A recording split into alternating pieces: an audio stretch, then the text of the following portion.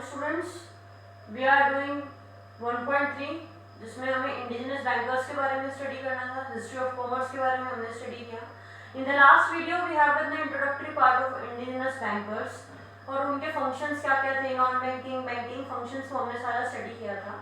आज का टॉपिक है methods of business of indigenous bankers, कि किस तरीके से वो आपके पास अपना बैंकिंग का जो बिजनेस है वो कंडक्ट किया करते थे। देखिए आज के टाइम में अगर हम आज के सिनेरियो की बात करेंगे तो बैंकिंग बिजनेस जो है वो बहुत ही आपका थोड़ा कॉम्प्लिकेटेड हो जाता है गांव के लोगों के लिए, क्योंकि डॉक्यूमेंटेशन बहुत है, केवाईसी नॉर्म्स हैं, चीजें आपको फुलफिल करनी होती है और रूरल पीपल के जो लोग होते हैं या रूरल बैकग्राउंड से जो लोग होते हैं वो बचते हैं उन सारी चीजों से।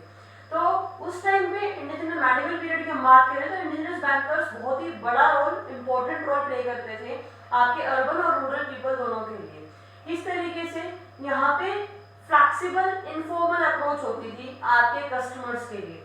इनका कोई फिक्स टाइम नहीं होता था, वर्किंग आवर्स फिक्स नहीं होते थे जैसे आज के टाइम में फिक्स वर्किंग आवर्स होते हैं। प्लस यहाँ पे पर्सनल अगर आपके आइडेंटिफिकेशन है तो उसके अकॉर्डिंगली हम फ्लेक्सिबल अप्रोच रखते हैं कि अच्छा आपको रात को बिजनेस करना है तो आप रात के अकॉर्डिंग रख सकते हैं। डीलिंग्स सीक्रेट रखते थे इंडिजिनस बैंकर्स कि अगर मैंने आपके साथ कोई लोन का ट्रांजेक्शन किया है तो I am not going to tell anyone about this things कि मैंने मिस्टर एक्स को ये लोन दिया है, इतने अमाउंट का दिया है, इन टर्म्स एंड कंडीशंस पे दिया है।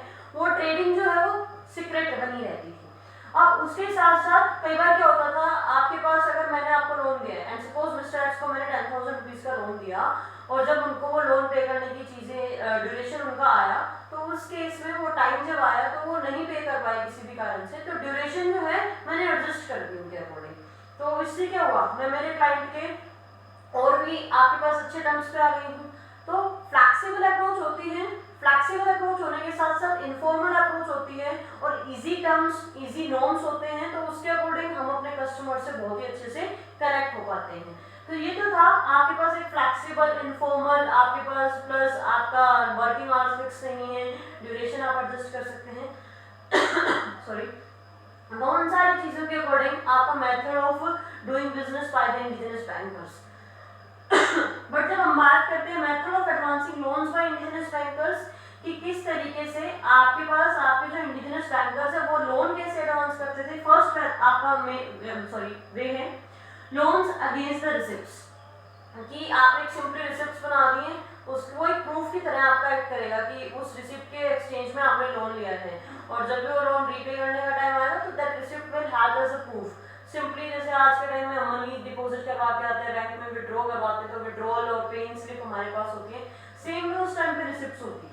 वो रिसिप्ट एक प्रूफ की तरह काम करती थी, एक पीस ऑफ पेपर जिसमें सिग्नेचर्स हैं, आपने बोरो किया हुआ है मनी, वो एक प्रूफ आपके पास रहेगा और वो आपका इंडिजिनस बैंकर्स के पास भी प्रूफ रहेगा कि आपने बोरो किया हुआ है मनी और उस रिसिप्ट के अकॉर्डिंग वो डिमांड कर सकते हैं। सेकेंड है बही लोन्स। पहले तो बही को समझिए, अकाउंट्स जो है आज आपका उसको पहले बही खाता ही कहते थे हिंदी में। तो बही लोन्स का मतलब क्या है कि जो आपके इंडिजिनस बैंकर्स हैं वो जो अपना अकाउंट जहाँ मेंटेन कर रहे हैं वहाँ पे आपके सिग्नेचर ले लिया करते थे कि mister X so and so on this date पे इतने इतने अमाउंट का लोन दिया है और यहाँ पे आप अपने सिग्नेचर कर जाइए, ये बही खाते में मेरे पास एक प्रूफ रहेगा। मतलब आप समझिए उस टाइम पे सिर्फ बही खाते में एक सिग्नेचर करने के ऊपर आपको लोन मिल जाता था। Nowadays you know all the things, all the formalities, legal formalities कितनी होती है। लीगल प्रोसीजर यहाँ पे भी था, आपके पास ऐसा नहीं कि लीगल प्रोसीजर नहीं था, बट वो आपके पास इतना कॉम्प्लिकेटेड नहीं था क्योंकि वहाँ पे पर्सनल आइडेंटिफिकेशन ज्यादा होती थी, तो लीगल फॉर्मेलिटीज वहाँ पे भी होती थी बट आज के टाइम की इतनी नहीं। नेक्स्ट मॉर्गेज, आप कुछ भी गिरवी रख रहे हैं, सिक्योरिटी के बिहाफ पे आपने लोन उठाया है, गोल्ड रख दिया। आज भी आप देखते हो लोग अपनी जो आपके थोड़े से वीक बैकग्राउंड के लोग हैं उनके पास कुछ भी गोल्ड होता है तो वो आपके पास जो रिच उनके पड़ोसी हैं या रिच रिलेटिव्स हैं उनके पास कुछ भी मॉर्गेज रख करके उस आपके पास आपकी गोल्ड और सिल्वर की ज्वेलरीज को रख करके लोन उठाते हैं। तो सेम भी वहाँ पे होता था, या लैंड को आपने रख दिया गिरवी या आपने अपनी क्रॉप्स को गिरवी रख करके और फिर लोन उठाया है तो वो मॉर्गेज वो उसमें काउंट होता था। डिस्काउंटिंग ऑफ फंडीज, फंडीज हमने आपको बताया था नेगोशिएबल इंस्ट्रूमेंट है, क्रेडिट ट्रांजैक्शंस में आपको हेल्प करता था।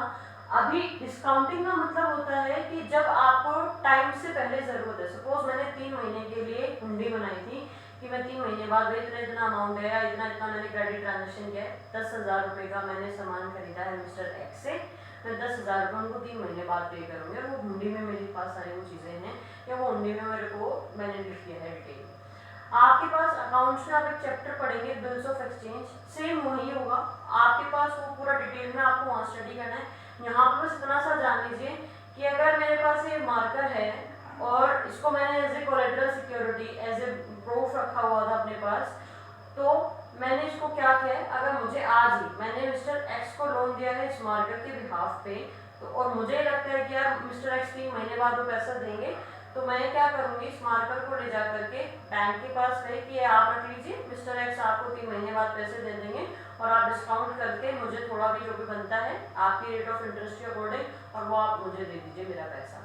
तो सपोज मिस्टर एक्स को मैंने लोन दिया था 10,000, तो 3 महीने बाद मुझे देंगे पैसे।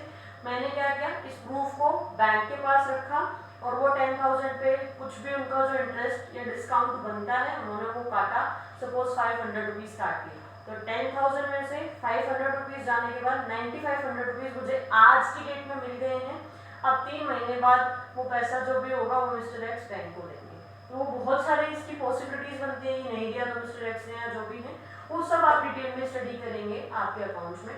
बेसिकली मीनिंग यही होता है डिस्काउंटिंग ऑफ फंडीज का, कि डिस्काउंट करा करके आपने मैच्योरिटी डेट से पहले ही मनी ले लिया। ये था आपके पास आपके एडवांसिंग लोन्स के मेथड। फिर आता है इम्पोर्टेंस ऑफ इंडिजिनस बैंकर्स, कि क्या क्या आपके पास यहाँ पे इम्पोर्टेंस है आपके इंडिजिनस बैंकर्स की। सबसे पहले आता है credit to small traders. Small traders आपके मॉडर्न बैंक से लोन नहीं ले पाते थे, कोई सारी लीगल फॉर्मेलिटीज कॉम्प्लिकेशंस जो रहती थी, तो आपके पास इंडिजिनस बैंकर्स बहुत इंपॉर्टेंट रोल प्ले करते थे उनको आपके पास लोन वगैरह ग्रांट करने के लिए।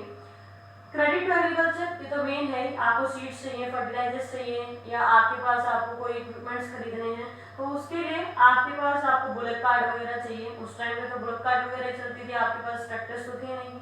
तो एग्रीकल्चर में जब आपको मनी चाहिए तो आप अपना क्या करते हो, अपनी क्रॉप को हार्वेस्टिंग के टाइम में जो आपको क्रॉप मिलेगी तो उसको पहले से आपने प्लेज रख दिया, गिरवी रख दिया कि मुझे जब भी मेरी क्रॉप से जो पैसा होगा मैं आपको तब दे दूंगा, या मेरी क्रॉप्स के बिहाफ पे आप मुझे मनी दे दीजिए। वो उस टाइप के उस तरीके की डीलिंग्स पे भी आपके एग्रीकल्चरलिस्ट को लोन मिलता था। लॉन्ग टर्म क्रेडिट्स, देखिए आपने वर्किंग कैपिटल फिक्स कैपिटल दो चीजें पढ़ी, इसको ऐसे समझिए अभी के लिए, आप डिटेल में समझेंगे with time. Working capital short term के लिए होता है 1 साल के लिए, और फिक्स कैपिटल होता है 1 साल से ज्यादा की चीज होती है। तो आपके पास लॉन्ग टर्म क्रेडिट, आपको फिक्स एसेट्स खरीदनी है, ऐसी एसेट्स जो 1 साल से ज्यादा चलने वाली है आपके पास, वो जब आपको खरीदनी है उसके लिए जो आपको मनी चाहिए वो सारा मनी भी आपको आपके इंडिजिनस बैंकर्स प्रोवाइड करते थे।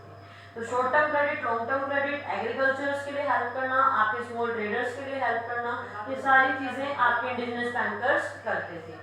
अब बात आती है ट्रेडिंग कम्युनिटी की। देखिए इंडिया में ना कास्टिज्म के अकॉर्डिंग चीजें होती थी, जैसे मेनली जो आपके पास अगर हम बात करेंगे आपके जो मर्चेंट्स हैं उसमें यहाँ 3 ही कम्युनिटीज रहेंगी जो डीलिंग्स करती थी आपकी ट्रेड में, merchant, shroff and money lenders and brokers. जब हम मर्चेंट की बात करते हैं तो मर्चेंट को हिंदी में कहते हैं व्यापारी।